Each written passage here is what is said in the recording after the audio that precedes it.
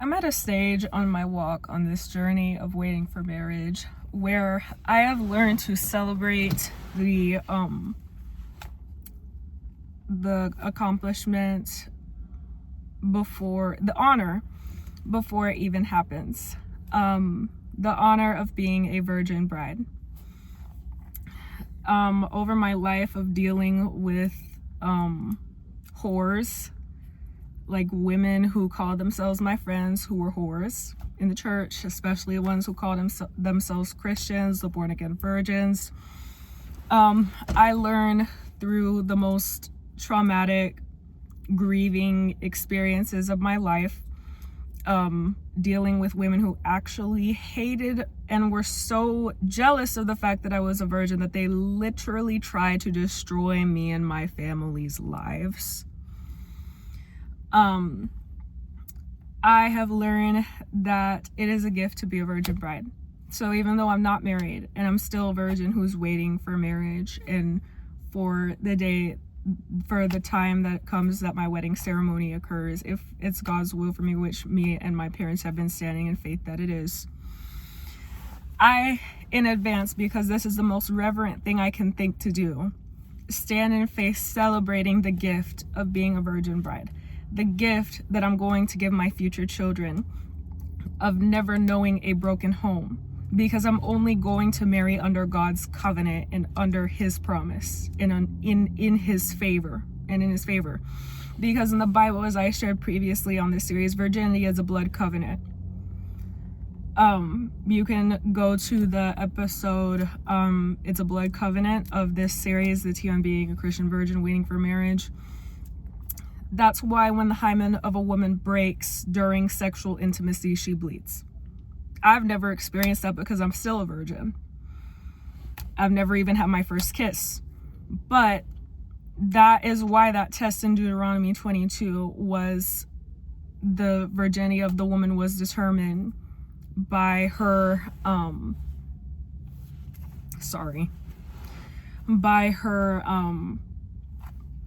the blood. Because the blood is the sign of the covenant. Again, this is so much deeper than just virginity.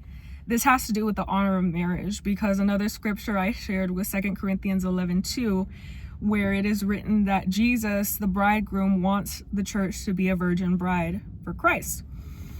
Virginity, honoring virginity, is part of honoring marriage, and the Bible commands us in Hebrews 13:4 that marriage should be honored by all, not just the married, but also the single. And we do that by stewarding over our bodies through sexual purity and chastity.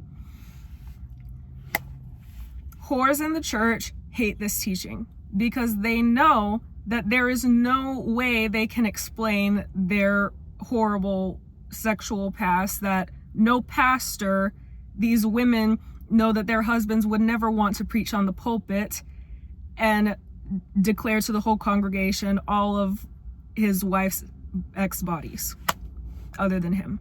That's the bottom line.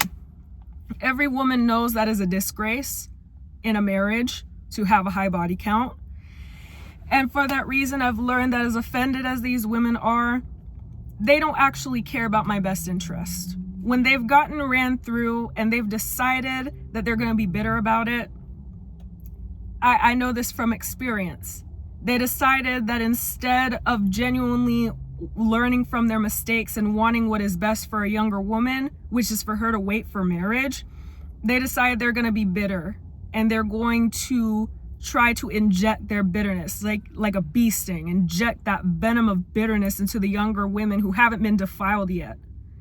And all I can say is that I'm thankful to Christ, and I'm thankful to my father, who was the man, the head of my home, who prayed for me to wait for marriage. In his words, my prayer for you is you wait for marriage and not just the promise of marriage. Because my father, as the head of my home, understands the honor that is. And so I'm thankful in advance for that gift of being able to get married. And even though it's been heartbreaking for me to have to wait as long as I have, I turned 25 and now it's maybe 2 months around that time, 2 or 3 months. And I'm so thankful that I don't have a smidgen of the bitterness that the women who persecuted me, who talked down to me, who made me feel like I wasn't worthy as a woman because I was struggling so hard against sexual frustration, temptation, against the loneliness of not knowing, is my body even desirable because I'm a virgin, I've never been touched, and I don't know, all my friends are getting touched and passed around. Sex is a normal part of their lives, but I've never experienced that, so am I even desirable?